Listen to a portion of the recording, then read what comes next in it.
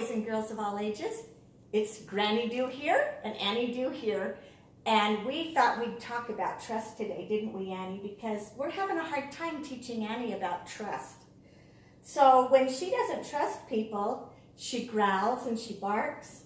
And sometimes she's nipped some people before. So we're trying to teach her trust and how that works.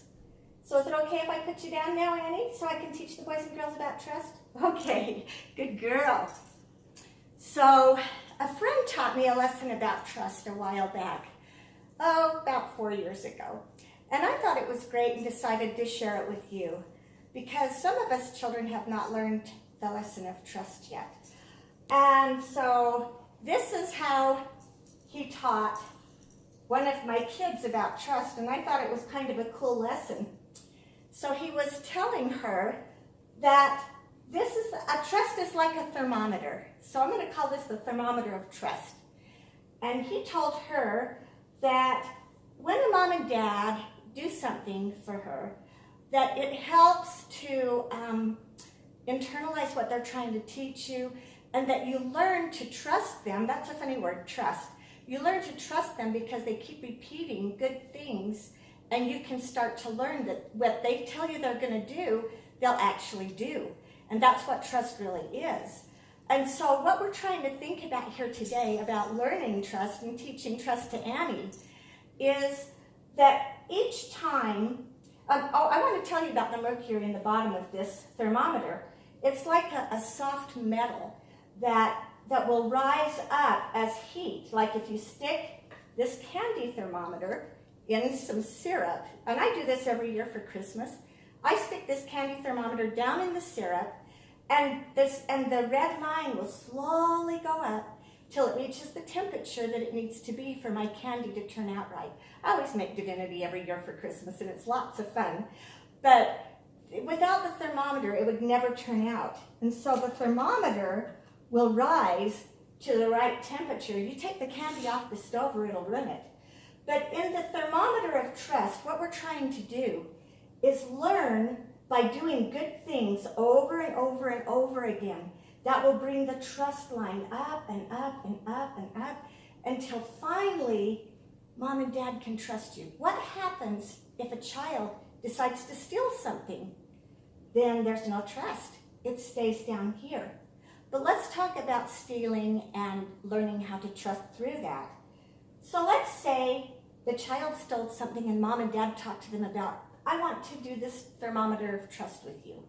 So I want to watch you do good things for a while and see if I can trust that you're going to continue doing good things. So the child decides to make their bed, okay? So they start to grow some trust with mom and dad. They made their bed that week. Then the child decides to go out and clean out the front seat in the car. A little more trust. Then the child decides that they want to be trusted to go to their friend's house on time and be there and come home on time. More trust. And it keeps going up. Now, what mom's waiting for is the trust to get up here so that she can trust thoroughly, so that she understands the child isn't going to break that trust.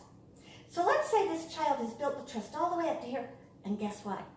One day they were at the store and they saw a candy bar and they took it. What happens to the trust? Does it go down here? Does it go down here? Nope. Do you know what happens? All that trust that that child had earned up to that point went all the way down again. And it starts all over again. How's mom and dad going to learn how to trust that child with what they say and what they do? And it starts to build and it starts to grow. And oops! Made another mistake. They were almost there. Almost there. But finally, the child gets it. And Annie, we're hoping that you're going to do that too. Finally, the child grows that level of trust all the way to the top. And guess what happens after that? Then when they turn into a teenager, mom and dad decide they can borrow the car. Mom and dad decide that they can trust them to go and be with their friends and do good things. So I want you to remember the level of trust, how mom and dad have to earn your trust and how you have to earn that trust back. So I'm hoping that will help Annie.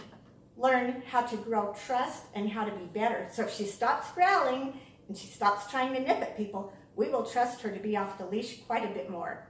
So that's the lesson for today. I hope it helped you learn how to trust. Thanks.